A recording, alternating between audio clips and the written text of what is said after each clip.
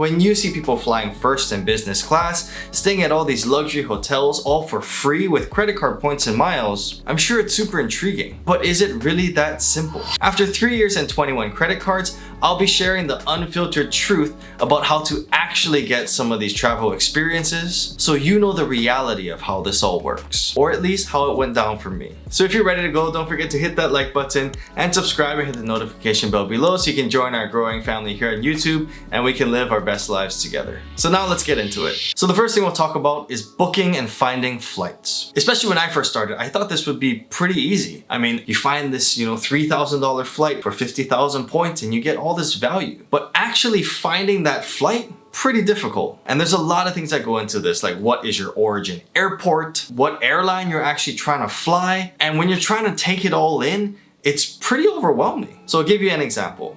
I live in Hawaii and I wanted to fly from Hawaii to Tokyo. So there's a lot of different options that I can look at. I could try to fly the ANA business class, I could try to fly JAL, I could try to fly Hawaiian. So with each one of these, you have to open up accounts at all those different airlines, and you need to monitor if they have the award availability space. And that's the key. These deals on flights don't just exist every single day. There's only certain spots throughout each month that they have award availability or even the opportunity for you to book some of these flights with points. So for my first class / business class flight on Hawaiian to Tokyo, I had to search actually using American Airlines' search engine. And that was just to make things easier on me because they have an actual calendar view that you can go month by month to see what the award availability is. If you go on the Hawaiian Airlines website, for example, it only shows you a week by week and it just takes you so much longer for you to actually find that availability. So I looked up American Airlines, found the availability, then went to Hawaiian to double check to make sure that that flight was actually there. Then I had to transfer my points from American Express to Hawaiian Airlines, and then I had to squeeze and hope that that flight was still there while my points were transferring, and then I was able to book the flight. But if you have a lot of dreams and desires out there, like you want to fly Emirates, or you want to fly Air France, or you want to fly JAL, like there's so many different options that it's super overwhelming because you can't physically search for these many flights. Like Etihad, you can fly anywhere. So you really need to narrow down what your actual goal is, and that would be my biggest advice to you. It's just picking a location. So if you're thinking Japan, you have your few airlines that you can get to Japan. If you're flying to Europe, you can look for like a Virgin Atlantic or an Air France. Because if you try to search for every single airline out there, you're gonna get overwhelmed. And it takes a lot of time. I would go online, I would check every day, take a look at all the different dates, and then I was able to find one that worked with my schedule. I would actually highly suggest, and I'm not sponsored by them, would actually highly suggest some kind of program like seats.aero. I actually use them to find all my availability for my upcoming Europe trips. And for $10 a month, to me, that's a no-brainer for you to find a great flight that you get thousands of dollars worth of value. But yes, it's not as simple as just logging on any old day and finding that flight. And now the second thing, which kind of rolls in nicely, it's actual availability. So when I first started, I thought that it would be easy.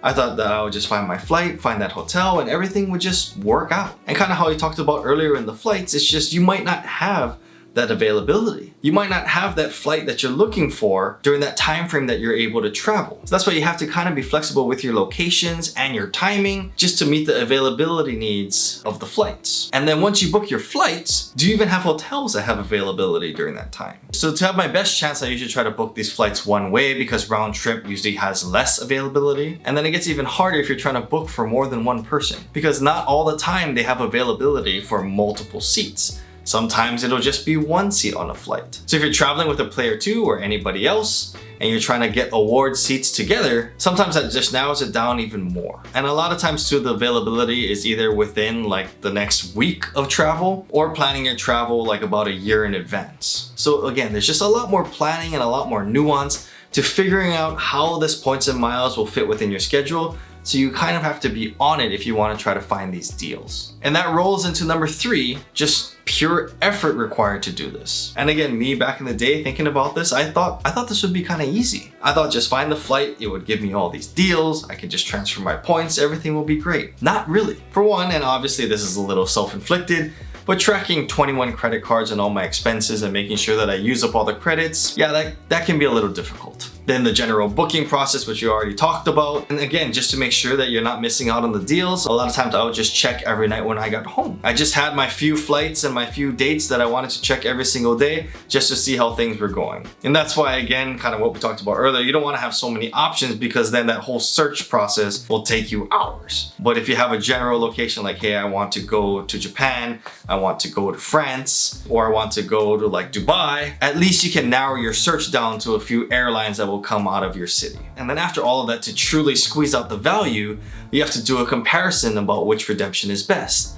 Which airline works and gives you the most cents per point. Or maybe it doesn't make sense to transfer points and you want to just use the travel portal to book your stuff. So that's why I think for me, if you really want to dive into this game, you have to really want to get the value. You have to really want to do this. You have to get some kind of joy about taking a look at the flights, something that you wouldn't mind doing. That is not a chore for you. If it's a chore for you, you're not going to get the amount of value that you think you're going to get out of these credit card points. So I just want to be real with you about those experiences. And number 4, the freeness of it all. Is it really just free? In a lot of ways, I believe so. Especially with the sign-up bonuses that you're just getting for your regular spend. Sure, those are just a bunch of free points that you can use to redeem for travel. But in other senses, you can kind of rationalize that maybe certain things are not exactly free. So for example, I booked a business class flight on Singapore Airlines using 70,000 KrisFlyer miles. And when you look at it as a redemption, that flight could be about 2,500 bucks. I booked it for 70,000 points, which when redeemed for cash back is around $700. So I got a $2,500 flight for $700. So in other realms, some people would say I made out $1,800. But did I really? Because an economy seat could be well under $700 for this flight. So it's just because I wanted that elevated travel that I got extra value out of it. But in the grand scheme of things, I'm losing $700. Like I'm paying $700 for the flight, but I could have paid, say, $300 to just fly in economy. So in reality, it's really what trade are you willing to make? What are you willing to trade your points for? And what matters most to you? So like for me, I'm willing to make that trade all day to get that $2,000 flight when I don't have to actually pay $2,000 for it. That makes sense for me. But for some other people that would never want to pay that $700 for the flight anyway, and would rather pay the $200 economy on just a regular budget airline, yeah, you should be doing that instead. So in reality, in my opinion, the freeness of travel truly just comes from the sign-up bonuses and the added points that you get from your everyday spend. And whatever points are in that bucket, if you're using it for travel, that's extra points that you wouldn't have normally had. So anything used in that realm, sure, fair game. But like if your credit card has like a $200 credit that you're using for a hotel, that's not free, if that makes sense, because you're already paying for it with the annual fee. That kind of stuff. So don't get me wrong, this is way better than just paying everything cash and not getting any points at all. But again, I just want to be real about what free really means. So number 5, let's talk about the free night redemptions or the free nights for hotel cards. So like, it sounds really good. Like the Marriott business card gives you a free night every single year for a $125 annual fee card. Or like the World of Hyatt card gives you a free night for any hotel up to category 4. So ideally in both of these scenarios, you can book a hotel that's about $200 a night, and that would pay for your card. But it's actually harder than it seems for you to actually find those redemptions. Because especially in the big cities, if you scroll through a lot of these hotels, there's not really anything good in that range of your free night. So that's why, again, going back to the whole effort thing that you need to find these kind of gems that are out there. And a very real example that just happened to me is when I was trying to find hotels for my Europe trip, I thought, hey, I found this great hotel in Paris that was a category 4 Hyatt Regency. I went to try to book it, no availability. But that's why on paper and just in theory, it says, as long as it's category 4, I got it. I can get that free hotel night. But due to availability, you just might not always get that hotel. And the other thing with your free night redemptions is that it's only one night. And what that means is that technically your stays are booked in one night increments. So depending on the hotel, you may be required to check in and check out every night, which means get your stuff, unload, and pack it back up, check out, and then go to your next hotel. Some people may not be about that. In a couple of cases for me, The hotel just bundled all the nights together. They realized that it was just under one reservation, so I didn't have to do that. But that will be a case-by-case basis. But I just want to let you know out there that yes, when you're booking one night at a time, you can run that risk. And so number 6, staying on hotels, just status and upgrades. So with a lot of these hotel cards, you get status, so then you'll get a free complimentary upgrade upon arrival. So what is that really like? In my head, I thought it would just be easy, that they just automatically know that, like, hey, Mr. Koga, I see you're a platinum status. Thank you so much. Here's your suite. And honestly, it's been okay for me in this realm, but keep in mind, I'm okay with switching hotels every night. I'm okay with booking one-night stays. And you have a better chance of getting upgraded for a one-night stay because you're only there for a night. So their big money suite or their big money room is only held up for one night. If you book something for 4 nights, the likelihood of you getting that high level room is probably pretty low. So as they say, your miles may vary on this one, but for me, it's worked out really well, but keep in mind, I am okay with moving hotels every single night. So for example, in Chicago, I got upgraded every time, but I stayed for those 4 nights,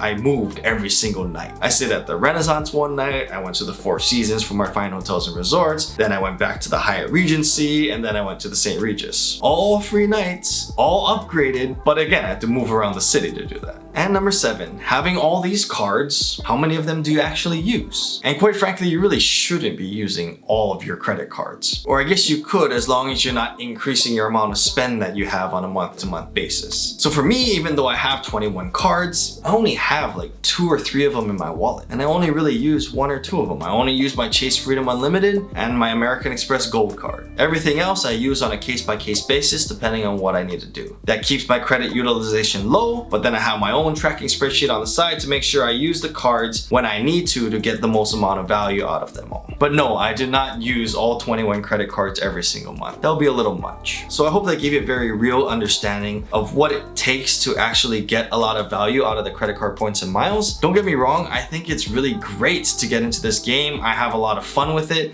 And I think it's just great to get value out of something that you wouldn't have normally had by just spending money that you would have already spent. And this just works for me. This is the way I'm wired. And I hope that this video gave you some clarity on whether or not this is something that you can see yourself doing and enjoying. If you have any questions about anything I talked about in this video, or you have any stories you want to share with everybody else, please comment below and I'll do my best to reply to you. So if you enjoyed that video, don't forget to hit that like button and subscribe and hit the notification bell below so you can join our growing family here on YouTube. Thank you so much for watching. I really appreciate your time and I'll see you in the next video.